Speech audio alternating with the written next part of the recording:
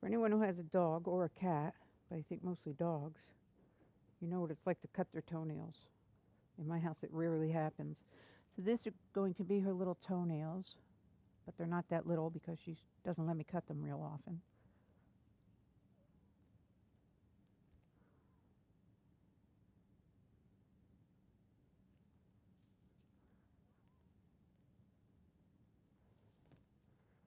This is neutral tint that I'm using.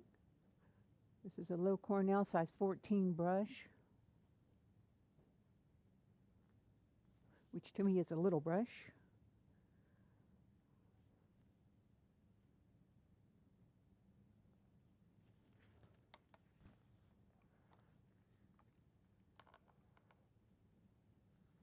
I think we're going to make her bed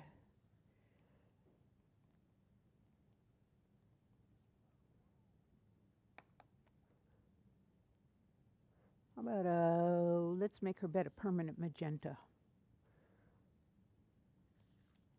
Now, this is why I said don't worry about where these edges come because we're going to go and paint over them anyway.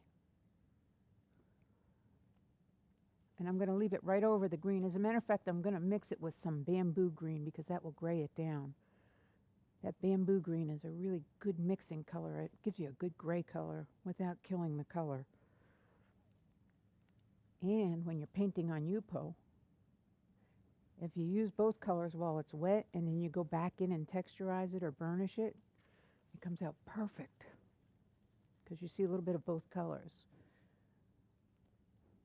Some of my colors are applied fresh from the palette and some of them are mixed before they go on the paper. This one we're mixing. This brush is a little too small for this job. I'll go back to the 24.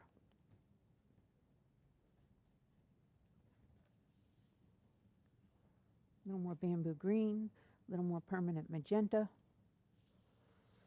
Give us that nice rich color.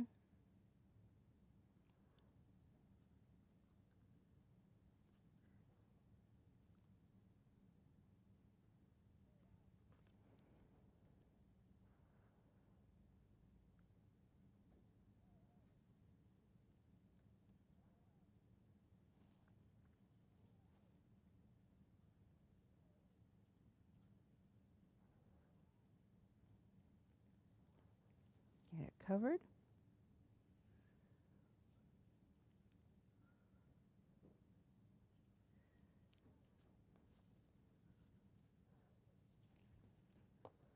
I'm going to take my little roller, flatten that out a little bit. I can see I need more of an edge on her foot, next to her foot here to make her foot pop out. So we're going to bring this in like this, a little more. Normally, if you're doing a big background or a big painting, you can pre-mix these colors so that you have them ready, but this is a very small piece of paper, so I'm not worried about using that much paint on it. Clean off the line down here. Burnish.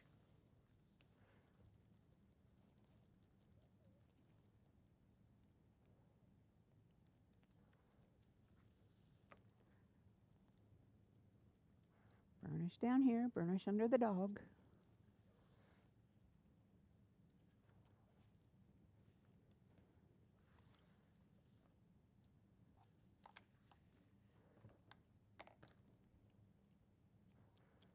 Very carefully. Now there's a little scratch on this paper, but you can see that when you go over it, you can almost get rid of it. It really won't hurt anything because we're not looking for photorealism, so it's okay.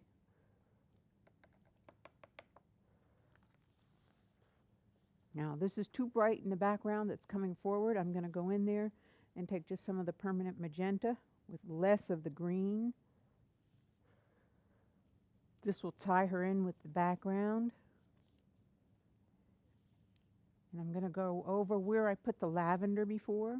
So I don't mind if I brush really hard because it will pull up some of the underpainting usually.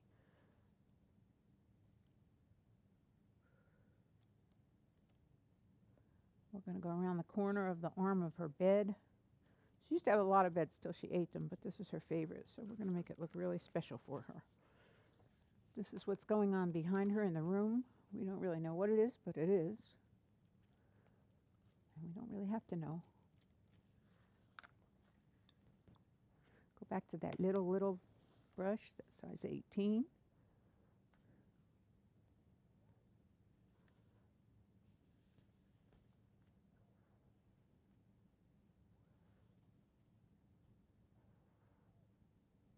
This is royal blue.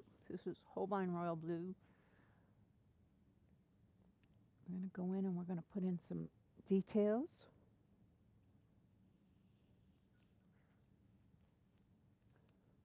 For the arm of her bed. Now you can see as the paint wears off the brush, you're going to get more of the undercolor coming through.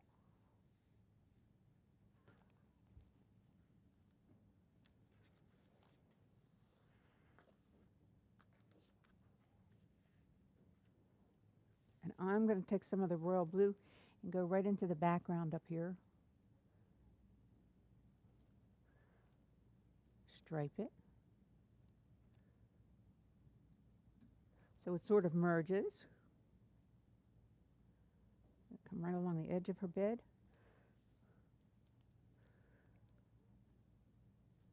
I'm going to continue the blue in this corner. Maybe we'll put a little bit of that magenta into it here. Royal blue and magenta.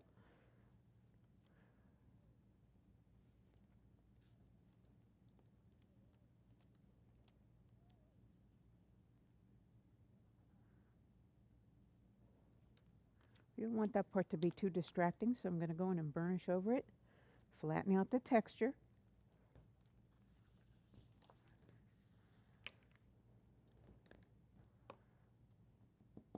Going to come down to the front of the painting.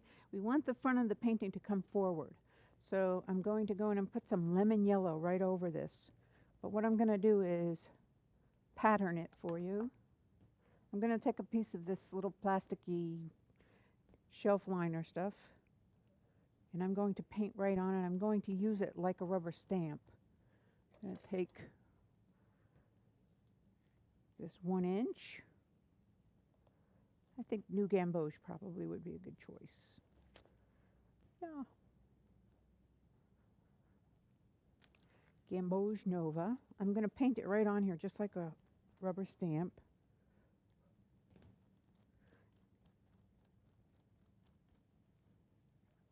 It's nice to have texture in these paintings, but you don't want to overdo it. You want to make sure that you keep everything workable together.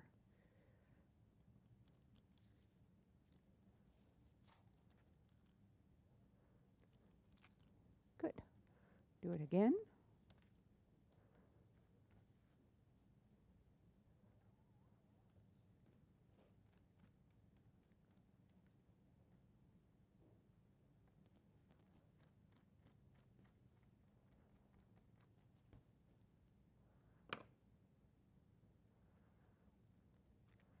Now, it is not important to me to have the entire background painted. I just want parts of it painted. I like to change the direction sometimes when I'm doing a pattern like this.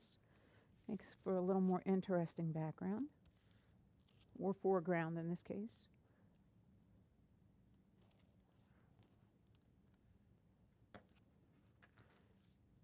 And the big problem with not painting in front of a live audience is that I have no one here to say to me, doesn't that dark spot bother you on her back?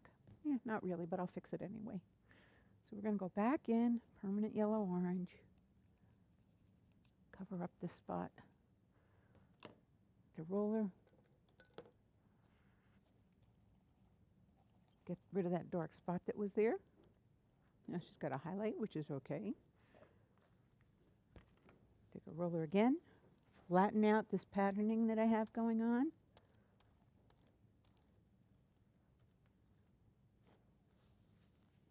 I want to take out one spot down here.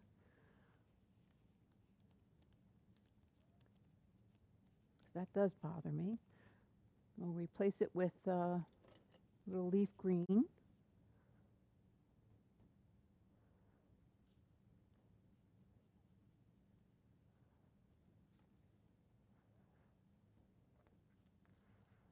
And we're going to kind of scumble, which is almost no water in the paint. We're going to go right over all that texture and just give it a straight back and forth texture.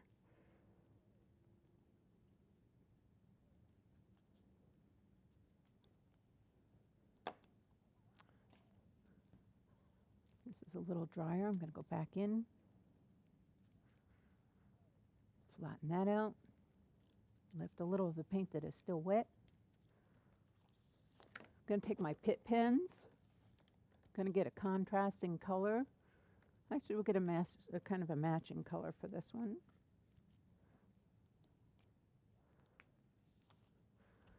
And I'm just going to give it a little bit of line, just to give it a little interest. Okay, it's a lot of line. Be that as it may, it makes it a little more interesting.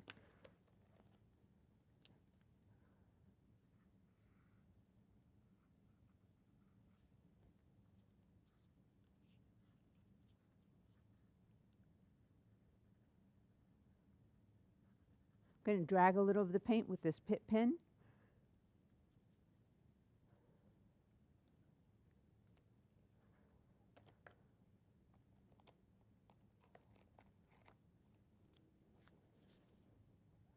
Most likely when I frame this, I'm going to frame it down because it's a little too much in the foreground. So I'm going to sign it right here.